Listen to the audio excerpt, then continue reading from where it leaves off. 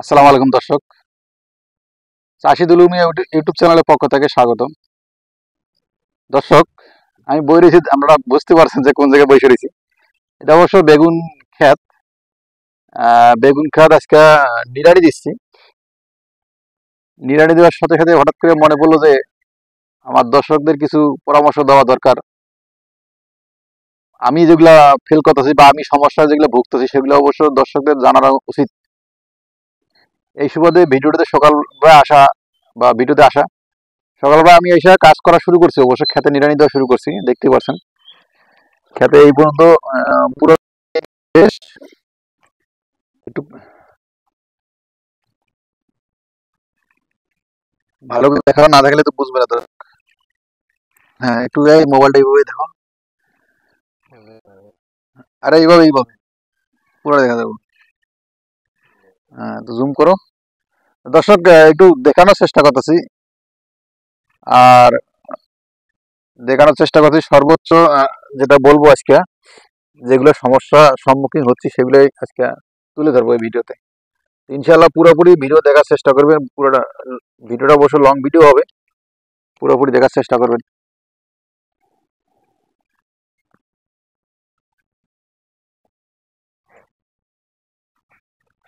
দর্শক, বেগুন গাছের 5টা পরামর্শ দেবো আজকে। খুব গুরুত্বপূর্ণ 5টা পরামর্শ।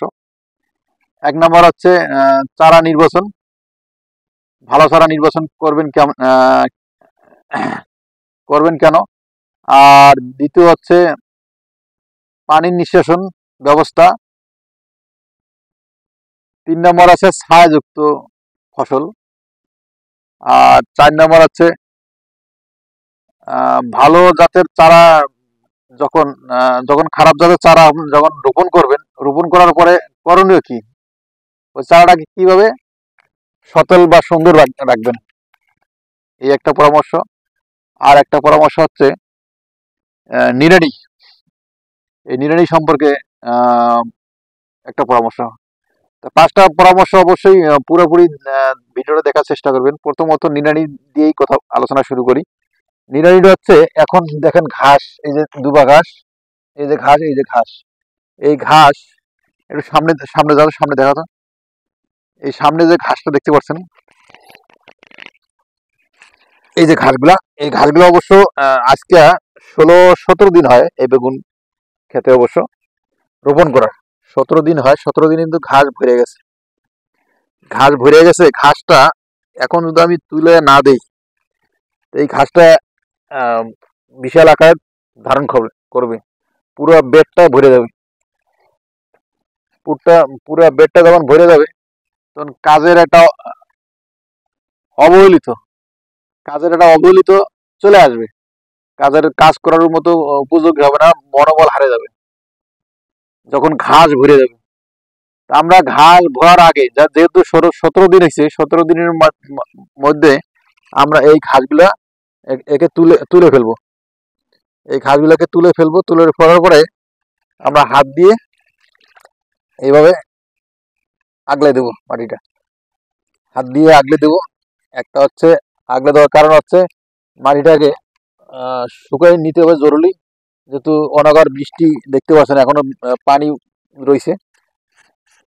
আহ, অনাগর বৃষ্টির কারণে মাটিটা শক্ত হয়ে গেছে। তো এই একটা আছে প্রথম কারণ। আর দ্বিতীয় কারণ হচ্ছে পানির নিষ্কাশন। পানির নিষ্কাশনটা খুব জরুরি। এই দেখতে পাচ্ছেন পানি কিন্তু জমে গেছে। পানি জমে গেছে, এই পানিটা জমলে অবশ্য গাছ মারা যাওয়ার সম্ভাবনা থাকবে বেশি। এই যে গাছ হয়তো বা 2 থেকে 3 ইঞ্চি গাছের মধ্যে পানি উঠে গেছে। এটা গাছ, এই পানি যাতে না থাকে সেই ব্যবস্থা করবেন। আমার ওই সাইডটা যদি দেখাইতে পারতাম, ওই সাইডটা অবশ্য পানি নাই, নিষ্কাশনের ব্যবস্থা সুন্দর। এই জায়গাটা এই জায়গাটা শুধু পানি রয়েছে। এই পানিটা অবশ্য এখানে, জায়গাটা অবশ্য নিচে জায়গা। আর বেগুন চাষ করতে অবশ্যই জমিটাকে সুন্দরভাবে পরিপাটি করে নেবেন, সমান করে নেবেন, যাতে কোথাও নিচা জায়গা না থাকে, কোথাও উঁচা জায়গা না থাকে। উঁচা জায়গা থাকলে অবশ্যই ঘাস হবে, আর নিচা জায়গা থাকলে অবশ্যই পানি জমবে। যেহেতু বর্ষাকাল, এই পানির নিষ্কাশনটা সুরক্ষিত এবং সুব্যবস্থা করা।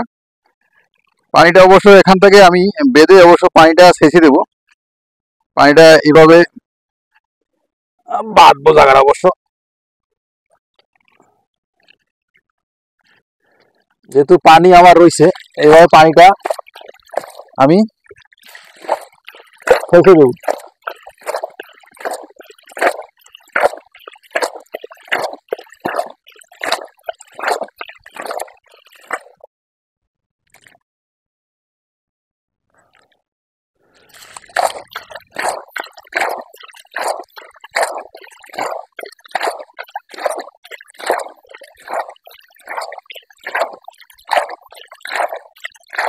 সবসময় পানি এভাবে সেচা সম্ভব না, যেহেতু এই জায়গাটা আমার অনেক নিচে হয়ে গেছে। মাটিটা অবশ্য সমান করা উচিত ছিল, সময়ের স্বল্পতার কারণে এটা অবশ্য পানিটা সেচা হয় নাই।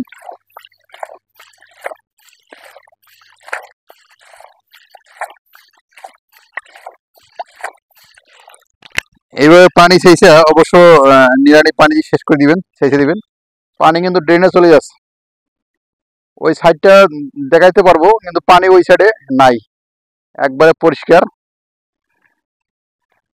এটা হচ্ছে দ্বিতীয় ব্যবস্থা। আর তৃতীয় ব্যবস্থা হচ্ছে বেগুন যখন বাঁকা হয় বা সঠিক চারা নির্বাচন করবেন, কিভাবে নির্বাচন করবেন সঠিক চারা আমি একটু সামনে যাওয়ার দেখার চেষ্টা করব।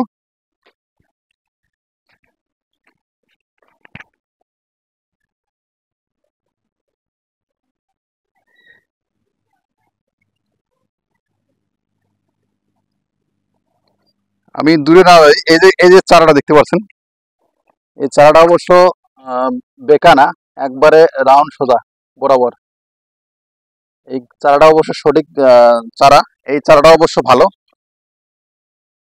17 দিন হয় রোপণ করার। এই চারাগুলো অবশ্য ভালো। এই চারাগুলোর ডালপালা সুন্দর এবং বেঁকা না। আর সবচেয়ে এই যে বেঁকা চারাটা, এই চারাটা হচ্ছে বেঁকা। এই চারাটা অবশ্য বেঁকা হয়ে গেছে দেখতে পাচ্ছেন। এই চারাগুলো আমরা গাড়বো না, রোপণ করবো না। এটা অবশ্য আমি ভুল করছি, এই চারা রোপণ করা যাবে না। না যাওয়ার কারণ হচ্ছে, আমি আপনাকে দেখাই দর্শক, এই চারাটার গ্রোথটা দেখতে পাচ্ছেন কত সুন্দর, মাশাআল্লাহ। আর এই চারাটা বেঁকা হওয়ার কারণে ওর গ্রোথটা দেখেন কি অবস্থা। এই চারাটাও বেকার। তো সঠিক নির্বাচন করবেন ভালো চারা, ভালো মানের চারা। এই অবশ্য এটাও বেকার আছে। এই চারাটা অবশ্য সবল এবং সুন্দর দেখতে পাচ্ছেন দর্শক, এই চারাটা অবশ্য ঠিক আছে। আর যে বেকা চারাটা অবশ্য রোপণ করা যাবে না, ওটা নির্বাচন করবেন, ফেলে দিবেন। সবল এবং সুস্থ ভালো চারা রোপণ করার চেষ্টা করবেন। যেহেতু আমার এই চারাটা কিন্তু আর 15 দিন গেলে, 15 দিন না 17 দিন চলে, আরো 30 দিন লাগবে না, 30 দিনের মধ্যে মনে আমাদের ফল চলে আসবে। আর আমার ওই বেকা চারাটা অবশ্য সবল হইতে অনেক সময় লাগবে। এই যে এটা সবল হইতে অনেক সময় লাগবে। তাহলে ভালো চারা অবশ্যই নির্বাচন করবেন। আর যদিও ভুলের কর্মে যদি খারাপ চারা, বেকা চারা রোপণ করেন, সেটার অবশ্য করণীয় কাজটা আমি দেখাচ্ছি। এই যে চারাটা অবশ্য বেকা, এই চারাটা অবশ্য বেকা দেখতে পাচ্ছেন, একবারে বেকা। এটা করণীয় হচ্ছে, বর্তমান বৃষ্টি হওয়ার কারণে পাতাটা মাটি ভরে গেছে, এটাকে পাতাটা ছেড়ে দিবেন। ছেড়ে দেওয়ার পরে পাতাটা ছেড়ে দিবেন, এই যে সোজা হয়ে গেছে, গাছটা সোজা হয়ে গেছে। এখন গাছটা সোজা হইলে এই মাটিটা যখন পাতা থাকে তখন গাছটা ভেঙে পড়ে যায়। আর এই গাছটা কিন্তু ভেঙে পড়ে নাই, এই গাছটা কিন্তু চারা ভালো, চারা ভালো, এটা ভেঙে পড়ে নাই, এটা চারা ভালো, ভেঙে পড়ে নাই। আরো কিছু চারা আমি দেখাচ্ছি, এগুলো অবশ্য ভেঙে পড়ে গেছে। এটার কারণ হচ্ছে চারাটা অবশ্য বেকার হওয়ার কারণে ভেঙে পড়ে যাচ্ছে। এই যে চারাটা দেখতে পাচ্ছেন, এই চারাটা কিন্তু ভেঙে পড়ে গেছে। এই যে চারাটা ভেঙে পড়ে গেছে, এই যে চারাটা ভেঙে পড়ে গেছে। এটা অবশ্য করণীয় কি, সেটা কারণটা হচ্ছে যেহেতু চারাটা ভেঙে পড়ে গেছে, এটার পাতা ভরে গেছে মাটি দিয়ে, ভরে গেছে, ভরিতে একটু ভার হয়ে গেছে। ভালো হওয়ার কারণে পাতাটা চারাটা হালে গেছে। এটা অবশ্য সোজা করে দিবেন। এই চারাটা অবশ্য এটাও বাঁকা হওয়ার কারণে পাতাটা পড়ে গেছে।